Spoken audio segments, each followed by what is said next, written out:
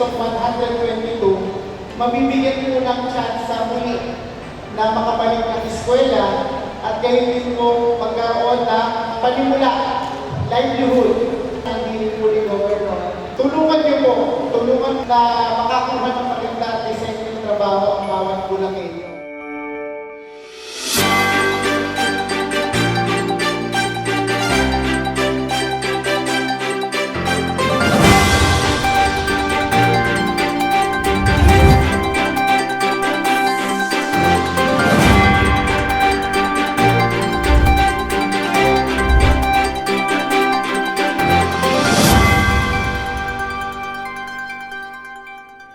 Kasabay ng paggunita sa World Day Against Child Labor, nagsagawa ang Dole Bulacan Field Office katuwang ang pamahalaang panlalawigan ng Bulacan ng programa para tulungan ang mga batang manggagawa at kanilang pamilya.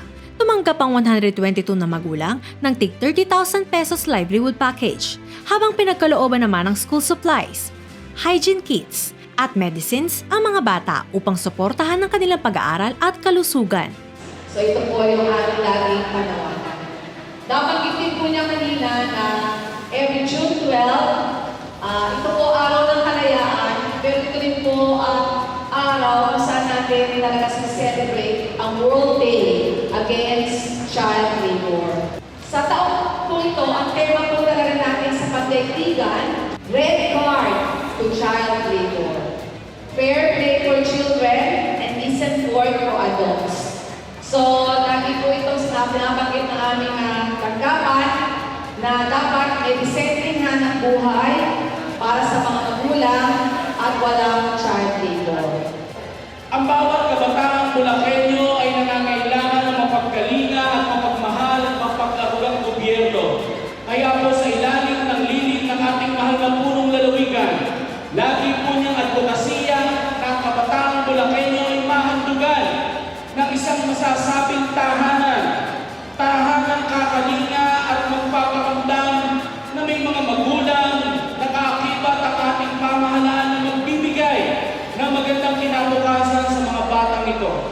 Ito ay hindi lamang isang simpleng pagtitipon, kundi isang matibay na paninindigan at paalala sa ating mga lahat na ang bawat kabataang Bulakenyo ay may karapatang mangarap, mag-aral at lumaki sa isang ligtas at mapagkalingang kapaligiran.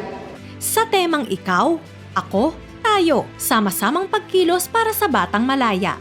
Pinag-isa ng Dole, pamahalaang panlalawigan ng Bulacan at iba't ibang katuwang na ahensya ang kanilang pagsisikap laban sa child labor. Bukod sa livelihood assistance para sa mga magulang, nagkaroon din ng wellness activities, fun games, raffle, at education support para sa mga bata. Ito po ay programa ng Dole, kabalikat po ang ating Provincial Government of Bulacan sa pamamagitan po ng Provincial Public Employment Service Office. Layunin po nito na maibsan, ma-eliminate po natin ang ating child labor. Sa pamamagitan po ng programang ito ay na-identify po natin at sinagip po natin ang 122 na kabataang Bulakenyo na napilitang magtrabaho po sa hirap ng buhay.